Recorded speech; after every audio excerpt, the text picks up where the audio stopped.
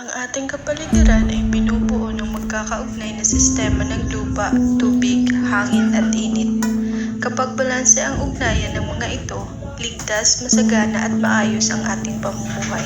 Ngunit kapag nasira ang balanseng ito, doon nagsisimula ang mga kalamidad na nagdudulot ng malaking pinsala sa ating komunidad.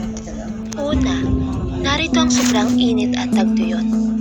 Kapag masyadong tindi ang init ng araw at kulang ang mga puno at ulap na nagbibigay lilim at lamig, natutuyo ang mga ilog at bukal.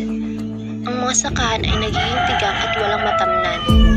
Nawawalan tayo ng sapat na tubig na maiinom at maggamit sa araw-araw.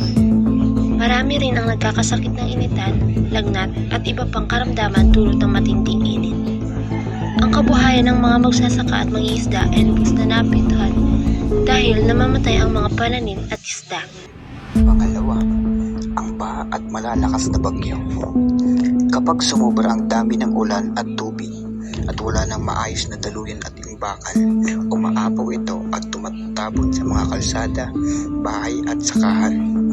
Ang baha ay nagdadala ng sakit tulad ng leptospirosis, dengue at pagtatae. Sinisira nito ang mga kagamitan, pagkain at kabuhayan ng pamilya.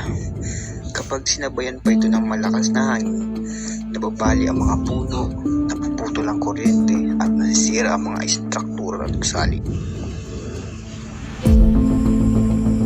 Pangatlo, ang pagguho ng lupa at pagkatabon. Kapag hinubad ang mga bundok at burol, nawawala ang mga ugat ng puno na humahawak at nagpapatatag sa lupa. Kapag umuulan ng malakas, tumudulas at gumuguho ang lupa pababa.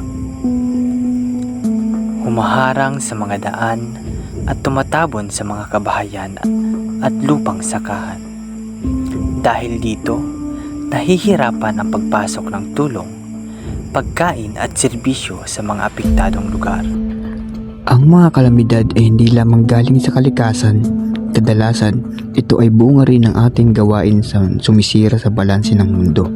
Ngunit, nasa atin din ang solusyon sa pamamagitan ng tamang pangangalaga, pagtatanim ng puno at tamang paggamit ng ating likas na yaman.